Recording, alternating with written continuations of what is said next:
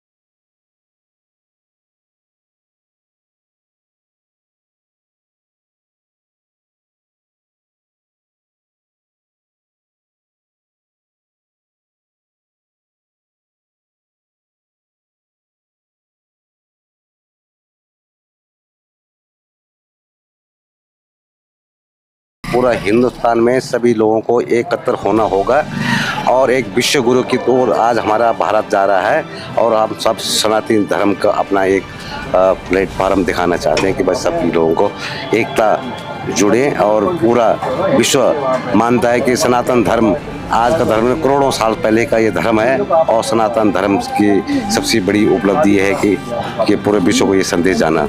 बहुत बहुत धन्यवाद। आप बताइएगा, अपना परिचय इधर आइएगा, यहाँ पे अपना परिचय दीजिए क्यों। और सबसे पहले मेरा जो सवाल है कि इसका उद्देश्य, तो अभी भाई साहब कहे कि हमारे सनातन धर्म को बचाने के लिए या इसको हिंदू राष्ट्र बनाने के लिए ये यात्रा निकाला जा रहा है, आह्वान किया जा रहा है। तो जैसा कि सभी को पता है कि अभी केंद्र में हिंदू राष्ट्रवादी ही सरकार है, तो फिर ऐसी क्या बात है जो हिंदू राष्ट्र की मांग जो उठ रहा है लेकिन वो पूरा नहीं हो पा रहा है? ऐसा भाई साहब, आपने किसने कहा कि हिंदू राष्ट्रवादी सरकार है? ऐसा कुछ भी नहीं है। सरकार ने कभी नहीं कहा कि वो हम हिंदू राष्ट्रवादी है। अच्छा, है ना जी। और हम किसी के विरोध में नहीं जा रहे हैं। सनातन को उत्साह मिले, उसको वो अपने आप को जाने। सनातन विशाल है, सनातन सागर है, इसको लोग जाने। उसके लिए एकता यात्रा निकाली जा रही है। जब सनातन को लोग जानेंगे, सनातन क्या है? सनातन विश्व बंधुत्व की भावना से चलने वाला धर्म है और सनातन ही केवल एक धर्म है। बाकी कोई मजहब है, कोई पंथ है, कोई छोटे छोटे टुकड़ों में बटा हुआ कोई कबीला है, ऐसे कुछ है ना जी। धर्म केवल सनातन है और हिंदू जीवन जीने की पद्धति है। ठीक है भाई साहब, तो हिंदू राष्ट्र हम कह रहे हैं, सनातन एकता की हम बात कर रहे हैं। इसका मतलब है कि हमें विश्व बंधुत्व को बढ़ाना है। पूरे विश्व को अपने यहाँ लगाने की अगर क्षमता किसी की है तो वो सनातन की है, वो हिंदू की है। क्योंकि हम चींटी को भी अपना मानते हैं, हम पत्थर की भी पूजा करते हैं। इसलिए केवल एक ही रास्ता है। आज जो दुनिया भर में विषाद हो रहे हैं, लड़ाइयाँ हो रही हैं, उसका केवल एक ही तरीका है अगर पूरे विश्व को बचाना है, वो है हिंदू को एकत्र होना होगा। चलिए, आपकी बात सही है, लेकिन क्या जो अभी जो आह्वान हो रहा, आवाज़ उठाया जाता है, इसका क्या मतलब कि सनातन सो गया है या सनातन अपने कर्तव्य से मुख मोड़ लिया है?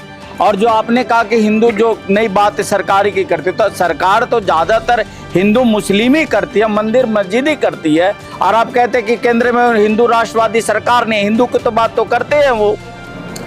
मैंने ये नहीं कहा कि राष्ट्रवादी सरकार वो है या नहीं है। वो ऐसा कुछ नहीं करते हैं। वो अपने हिसाब से जो कर रहे हैं वो अच्छा कर रहे हैं। हम उनके विरोध में नहीं हैं। उन्होंने मंदिर बनाया, निश्चित बनाया, लेकिन वो तो ये नहीं कहते साहब हिंदू की सरकार है। वो सबकी सरकार है। सरकार सबकी ही होती है, किसी एक की नहीं होती है। एक बात। दूसरा, आपने क्या क्वेश्चन पूछा? एक एक करके क्वेश्चन पूछा करो ना, इतना सारा पूछ लेते तो कैसे बात बनेगी? मेरा क्वेश्चन यही है कि चलिए सरकार पे बोल दिया। दूसरा क्वेश्चन ये था कि क्या जो हिंदू जो सनातन धर्म के लोग वो सो रहे हैं? ऐसा है भैया, हमारे पास इतना विशाल समृद्ध ज्ञान था, लेकिन बीच बीच में हमने क्या हुआ कि हम थोड़े से ज़्यादा आध्यात्मिक हो गए। हमने शास्त्रों को तो अपने पास रखा, शस्त्रों को छोड़ दिया, हथियारों को छोड़ दिया।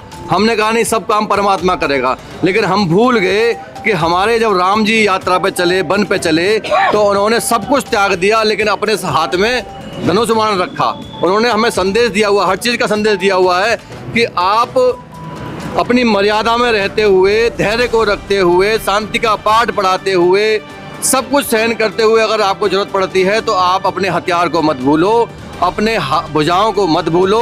ये लड़ने के लिए होते हैं। हमारा कोई भी देवी देवता ऐसा नहीं है, कोई भी आराध्य ऐसा नहीं है जिसके पास हथियार ना हो। हमारी माँ दुर्गा जो शक्ति का भंडार है, जिसके 10 हाथ हैं, 8 हाथ हैं, हर हाथ में हथियार है। हमारे प्रत्येक भगवान के हाथ में केवल एक हथियार है और माँ के हाथ में सब हाथों में हथियार है। यानी हमारी माँ कहती है कि बेटा अगर हमारे देश के लिए, धर्म के लिए लड़ना पड़े तो लड़ बेटा। ये मेरी माँ ने सिखाया है मुझे। हमने वो भूल गए तो हमें समस्या आई है। बहुत बहुत धन्यवाद। आप अपना परिचय दीजिएगा। मेरा नाम प्रकाश है। प्रकाश जी, जो अभी भाई साहब ने कहा कि शस्त्र की और शास्त्र की बात, तो ये तो सदियों से चला आ रहा है, शस्त्र और शास्त्र की बात। तो कहीं ना कहीं मैं देख रहा हूँ कि पिछले जो सरकारें थी या पिछले जो यहाँ के शासक थे, कहीं ना कहीं हिंदुत्व को दबाने की बात की गई। ये चाहे वो पाठ्यक्रम के द्वारा या बच्चों के स्कूलों में जो पाठ्यक्रम दिया उसके द्वारा, जो हमारे यहाँ जो लुटेरे थे उनको राजा बताया गया और कहीं ना कहीं हिंदू धर्म को दबाने के, कुचलने का काम किया गया। इससे कितना सहमत है? देखिए सर, मैं बताऊं आपको, मैं इससे पूरी तरह सहमत हूं और हमें कुचला गया है। और सबसे बड़ी बात यह है कि जो हमारे यहाँ शस्त्रों वाली बात है, हमें एक चीज़ तो पढ़ा दी कि भाई अहिंसा परमो धर्म है, ठीक है ना। लेकिन कारण क्या है कि अहिंसा परमो धर्म तो है, लेकिन अपनी रक्षा के लिए तो हमें हिंसा करनी पड़ेगी ना। हाँ, हमें ये पूरा स्लोगन कोई नहीं पढ़ाता है, बस इतना पढ़ा देते कि अहिंसा परमो धर्म है। जो मतलब का चीज है वो बता देते हैं और उसके आगे का लाइन खा गए। इसलिए क्या है कि हमारे यहाँ पे ना कभी ये नहीं कहा है कि आप अपनी रक्षा के लिए शस्त्र मत रखो। तो क्या लगता है कि इस यात्रा से क्या बदलाव होगा? यात्रा से बदलाव ये मिलेगा कि हम सब हिंदू संगठनों को पता लगेगा, हिंदू सनातनियों को पता लगेगा कि हमारा भी कोई धर्म है। और हमारे सनातन धर्म में सबसे विशेष बात यह है कि सब सोए हुए रहते हैं। ऐसा सुनने में आया कि बाबा का विरोध भी हो रहा है, एमपी में कुछ केस वेस भी दर्ज हुआ है। एक बात ना आपको, जब कोई आदमी अच्छा काम करता है ना तो उसका विरोध तो निश्चित है। आप भी अभी कोई अच्छा काम करेंगे ना तो आपके पीछे विरोधी जरूर खड़े हो जाएंगे। तो बाबा जो अच्छा काम कर रहे हैं उसके पीछे विरोधियों को तो खड़ा होना ही है। धन्यवाद। आइएगा सर, आप आओ, इधर आओ। क्या नाम है? सौरभ दुबे। सौरभ दुबे जी, आप क्या कहना चाहेंगे?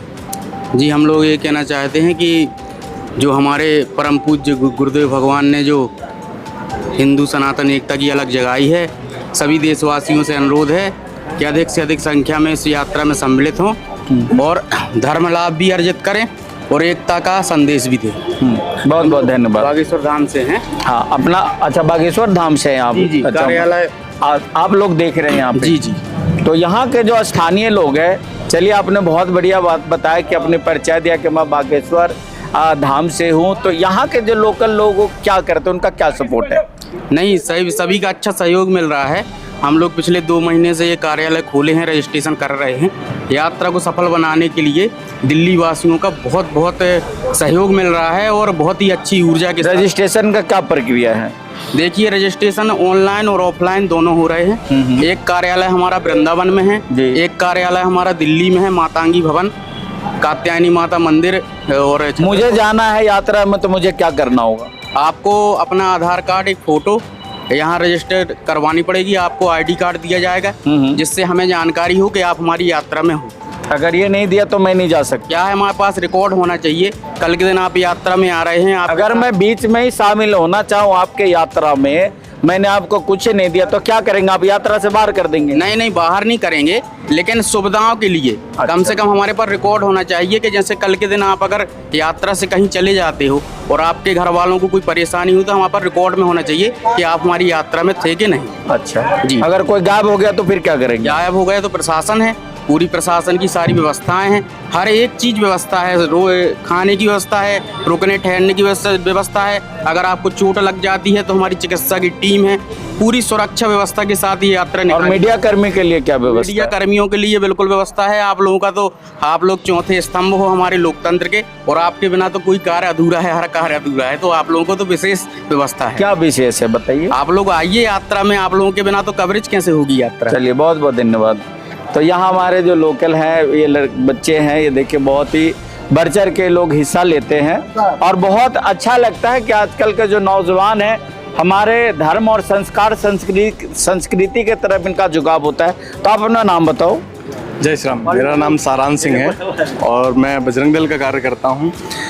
जैसे ही हमें सूचना मिली कि बाबा जी सनातन हिंदू एकता पद यात्रा निकाल रहे हैं, जिसका उद्देश्य है भारत को हिंदू राष्ट्र बनाना, यमुना जी की सफाई हो, वृंदावन अपनी जो काशी कृष्ण जन्मभूमि है उसका जीर्णोद्धार हो, और अपना जो जन्मभूमि है कृष्ण जन्मभूमि वो मांस मंदिरा से दूर हो। नमस्कार, मैं हूं दीपक कुमार। अगर आपको हमारा ये वीडियो पसंद आया हो तो इसे लाइक और शेयर जरूर करें, और हाँ, हमें सब्सक्राइब और फॉलो करना ना भूलें ताकि हमारी आने वाली खबर मिस ना करें। तो जुड़े रहिए हमारे साथ और देखते रहिए वी न्यूज़ 24।